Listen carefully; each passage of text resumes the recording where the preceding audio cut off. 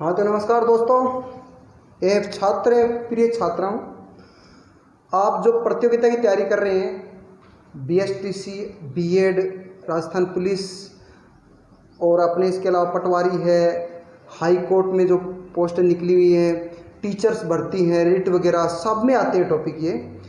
और आरएस की तैयारी करने वाले भी शुरुआती दौर में ऐसी तैयारी करते हैं कि प्री नहीं पास होती लोगों से, तो ध्यान रहे बड़े महत्वपूर्ण टॉपिक है वनों का। 2 पार्ट में आपको पहले बता चुका हूँ। आज हम वनों का प्राकृतिक विभाजन पढ़ेंगे। प्राकृतिक विभाजन बहुत सारी दिक्कत करता है, यही दिक्कत करता है सबसे ज़्यादा कि कैसे इसको प्राकृतिक वर्गीकरण। अगर आपने राजस्थान का भौतिक विभाजन पढ़ा है, भौगोलिक वर्गीकरण पढ़ा है, तो इसमें भी दिक्कत नहीं आएगी, ठीक है ना, क्योंकि वो मेरे टॉपिक पढ़े हैं वीडियो, आप उसमें पहले भौतिक वर्गीकरण पढ़ें, उसके बाद में पढ़ें, बिल्कुल भी दिक्कत नहीं आएगी आपके।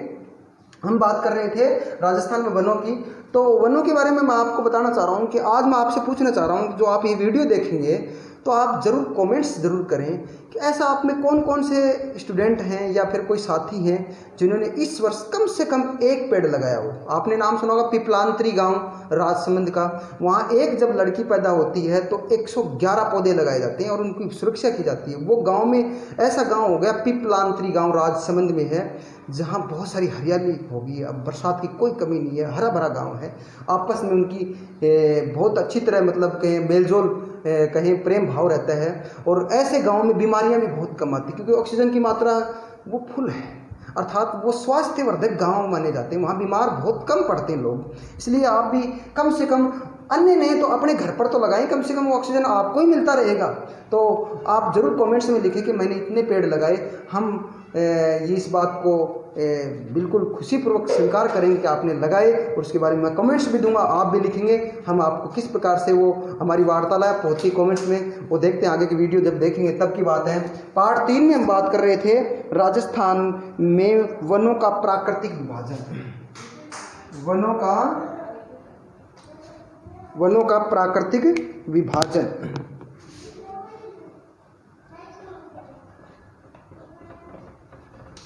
राजस्थान में वनों का प्राकृतिक विभाजन करें तो सबसे पहले हमें नक्शा तो बनाना पड़ेगा, इसमें कोई शक ही नहीं। देखिए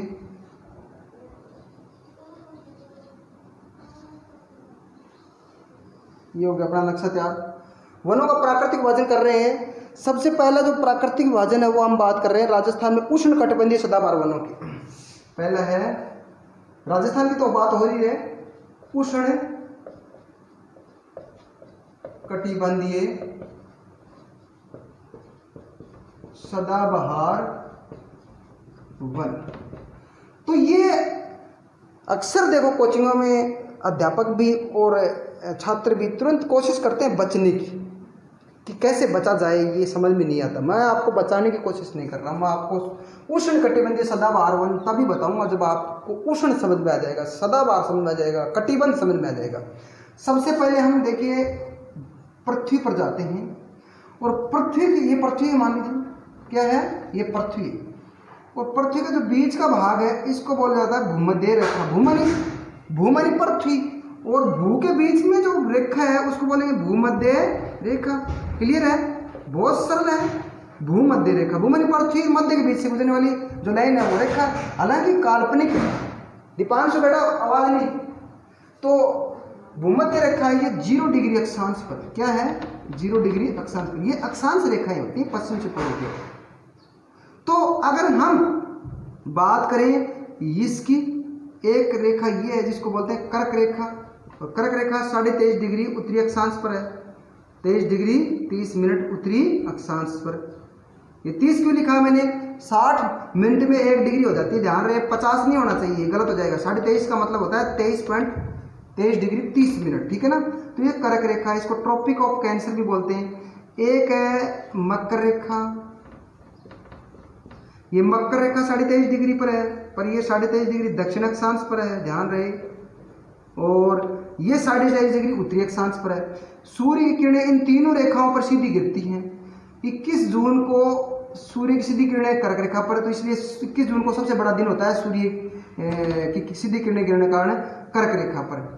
और 22 दिसंबर को सीधी किरणें आपको पता है कि कहाँ गिरती हैं, 22 दिसंबर को गिरती हैं मकर रेखा पर। तो सबसे बड़ा दिन होता है 22 दिसंबर को यहाँ मकर रेखा पर। और ये बच गए बीच के, यानी कि दिन रात बराबर कहाँ बनते हैं, आपने सुना भूमध्य रेखा पर। तो ये टाइम और होता है, आपने नाम सुना होगा 21 मार्च और 23 सितंबर,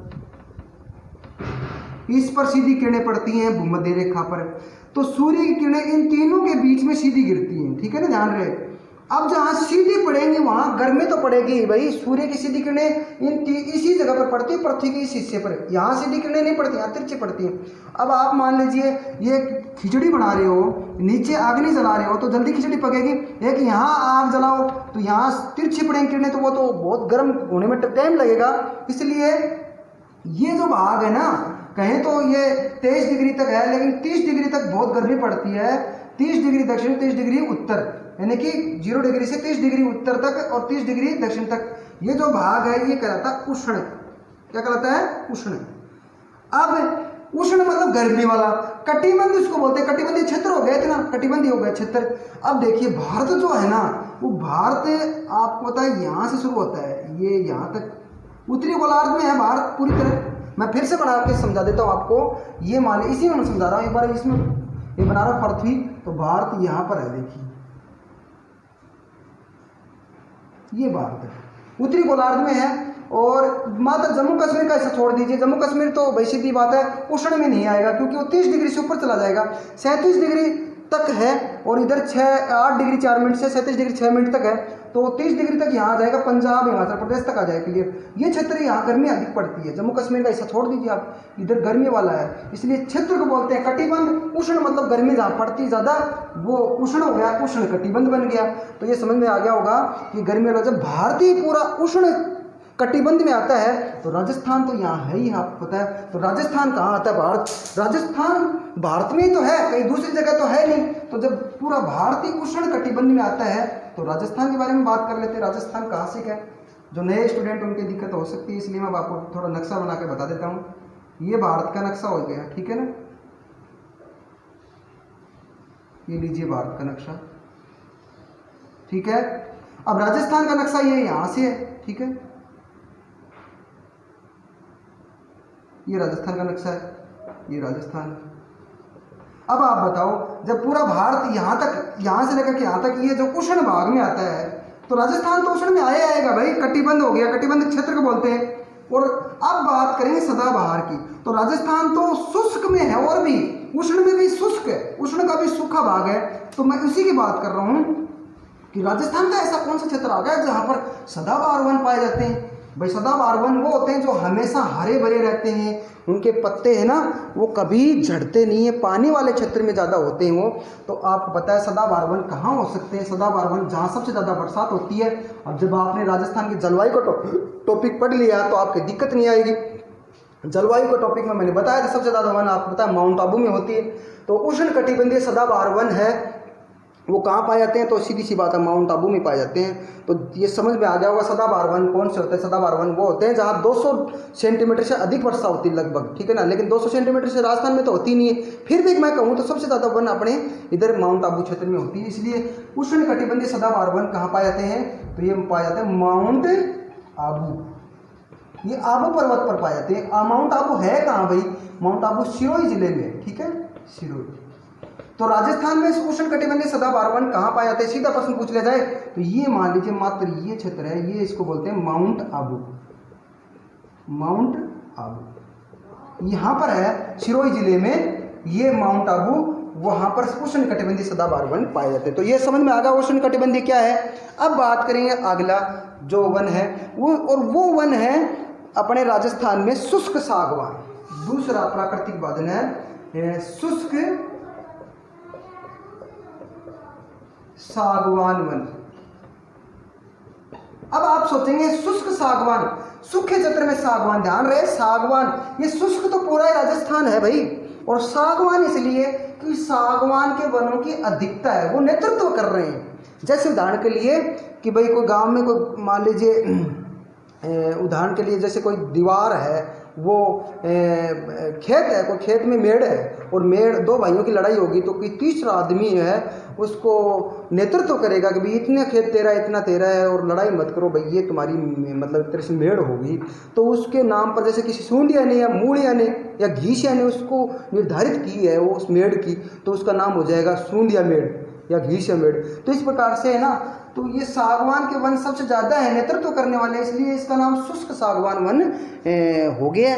तो अभी शुष्क सागवान वन कहाँ पाए जाते हैं, तो ध्यान रहे, माउंट आबू वाला छोड़ दीजिए भाग, और बाकी जो बच गए देखिए, ये मैं आपको क्षेत्र ले रहा हूँ पूरा का पूरा, यानी कि ये उदयपुर वाला है, मेवाड़ वाला है, मेवाड़ और हाड़ौती,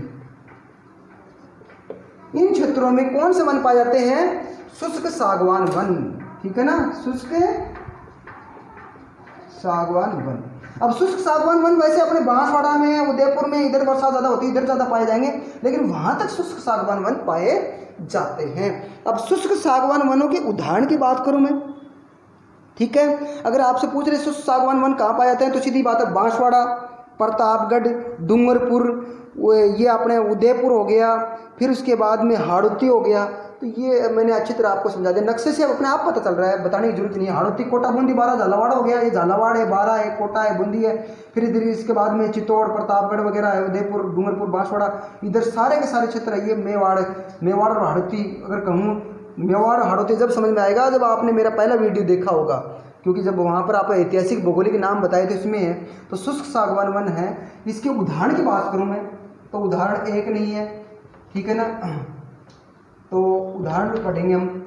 देखिए नंबर 1 शुष्क सागवान वन में नंबर वाइज पढ़ते हैं। सबसे पहले सागवान का ही नाम आता है, सागवान के वृक्ष की बात कर लेते हैं, सागवान, ठीक है, सागवान वन। अब पूछ रहे सागवान वन सबसे ज्यादा कहाँ पाए जाते हैं, तो ध्यान रहे सागवान वन, वैसे तो शुष्क सागवान वन नाम दिया गया है, इसके अधीन बहुत सारे वन आएंगे, अनेक प्रकार के वन आएंगे, लेकिन अकेले सागवान के वन पूछा जाए कि कहाँ कहाँ पाए जाते हैं, तो ध्यान रहे सागवान के वन सबसे ज़्यादा पाए जाते हैं बांसवाड़ा, प्रतापगढ़ और इसमें एक आ जाएगा उदयपुर। ये जो क्षेत्र है ना, बांसवाड़ा, प्रतापगढ़ और उदयपुर, ये सागवान वनों का ज़्यादा क्षेत्र है। तो ये कहाँ कहाँ पाए जाते थे बता देता हूँ आपको। बांसवाड़ा, पूछ रहे सागवान के वन कहाँ पाए जाते हैं, तो बांसवाड़ा, प्रतापगढ़ प्लस उदयपुर। जरूर थोड़ी है ये 3 जिलों में पाए जाते हैं और इस कसम ही खाली कहीं पाए नहीं जाएंगे, गलत बात, लेकिन ज़्यादा पाए जाते हैं। अक्सर ऑप्शन में ऐसे ही आते हैं परीक्षाओं में, ज़्यादा वाला क्षेत्र होता है। वैसे तो हाड़ौती क्षेत्र में पाए जाते हैं सागवान के वन, कोटा में पाए जाते हैं, बूंदी में पाए जाते हैं, लेकिन ज़्यादातर इस क्षेत्र में पाए जाते हैं, ठीक है ना, इतना याद रखना आपको सागवान वनों के बारे में। वैसे सागवान के वन अगर अभ्यारण्य पूछें तो मैंने बताया था पहले आपको, चित्ता माता अभ्यारण्य में सबसे ज़्यादा वन पाए जाते हैं सागवान के वन, ठीक है, क्लियर हो गया।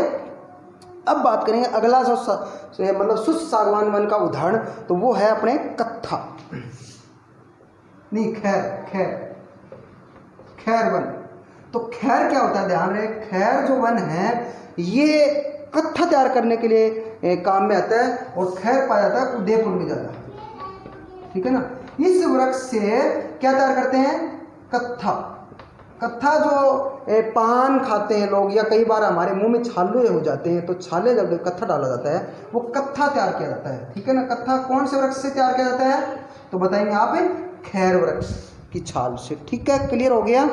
अब इसके बाद में अगले बात करेंगे अपने पलाश के भी वृक्ष होते हैं। पलाश की क्या विशेषता बताऊं, पलाश के जब फूल आते हैं तो वो ऐसे आते हैं जैसे अपने जो आग दिखाई देती है ना, पीली और लाल, ऐसे मिक्स टाइप में, तो इसलिए इसका उपनाम है, पलाश का उपनाम जंगल की ज्वाला। क्या नाम है, पूछ लें कौन से वृक्ष को जंगल की ज्वाला कहा जाता है, जंगल की ज्वाला। ज्वाला का मतलब होता है आग, ध्यान रहे, जंगल की आग भी पूछा जा सकता है। जंगल की आग किस वृक्ष को कहा जाता है, तो पलाश। पलाश के फूल ही ऐसे जाते हैं जहाँ पर ज़्यादातर इस क्षेत्र में जो जहाँ जहाँ पलाश के वृक्ष हैं, उदयपुर है, अपने भीलवाड़ा है, चित्तौड़गढ़ है, कोटा है, तो वहाँ पलाश के वृक्ष हैं ज़्यादा, वहाँ पर ऐसे दिखाई देता है दूर से जैसे आग लगी हुई है। तो ध्यान रहे, पलाश है उसको जंगल की ज्वाला है, जंगल की आग कहा जाता है। और इसके बाद में आर्किड वृक्ष भी पाया जाता है, आर्किड भी इसी का उदाहरण है। आर्किड का उपनाम है वो जंगल की सुंदरता है, जंगल की सुंदरता। बड़े हरे भरे वृक्ष होते हैं, बड़े सुंदर दिखाई देते हैं, एकदम बिल्कुल हरे क्लीन। तो जंगल बड़ा सुंदर दिखाई देता है आर्किड वृक्षों के कारण। इसके बाद में बात करेंगे हम तेंदू की। तेंदू भी इसी का उदाहरण है। तेंदू जो वृक्ष है वो इधर हाड़ौती क्षेत्र में, कोटा, बूंदी, मेवाड़ में भी, उदयपुर, चित्तौड़गढ़ इधर खूब पाया जाता है। तो तेंदू से क्या तैयार करते हैं? तेंदू के जो पत्ते हैं ना, इसके पत्ते, इस वृक्ष के पत्ते हैं, उन पत्तों से बीड़ी बनाई जाती है। क्या बनाई जाती है? बीड़ी।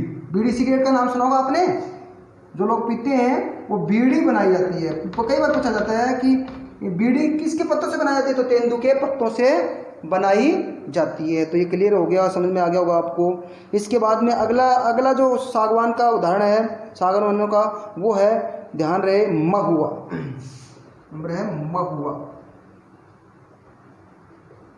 महुआ वृक्ष है, ये उदयपुर क्षेत्र में ज़्यादा पाया जाता है, ध्यान रहे। और सीधा पूछे तो कहाँ पाया जाता है? उदयपुर में ज़्यादा पाया जाता है। कोई पर्टिकुलर जिला पूछते नहीं वैसे, लेकिन महुआ ज़्यादातर। और महुआ है, ये क्यों प्रसिद्ध है? ये आदिवासी इस वृक्ष की छाल से शराब निकालते हैं। आदिवासी वृक्ष की छाल से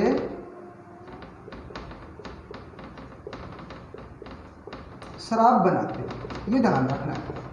अब जो कम पढ़े लिखे होते हैं वो आदिवासी लोग हैं, अर्थात जो एक जगह नहीं रहते, स्थायी मकान नहीं है, कहने का अर्थ अभी उनको पूर्ण ज्ञान नहीं हुआ कि मानव जीवन के कौन सी प्रक्रिया होती है जो अपने सुख में बना सकती हैं। न तो उनको पढ़ाई का ध्यान है, न उनका रहन सहन, खान पान का ध्यान है, तो वो उन वृक्ष की छाल से शराब बनाते हैं। ध्यान रहे, शराब।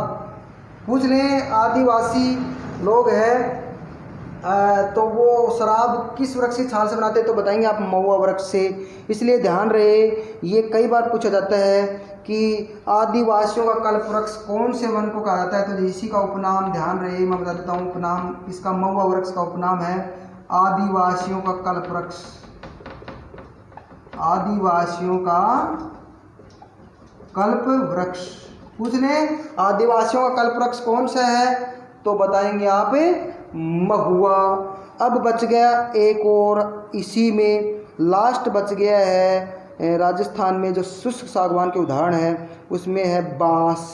और बांस की बात करूं तो मेरे को यहाँ पर मिटाना पड़ेगा, यहाँ लिख देता हूँ बांस, ये मिटा दिया सागवान, खैर क्योंकि आपने तो पढ़ ही लिया है, यहाँ जगह है मेरे पास, तो मैं बांस की बात कर लेता हूँ। नंबर 7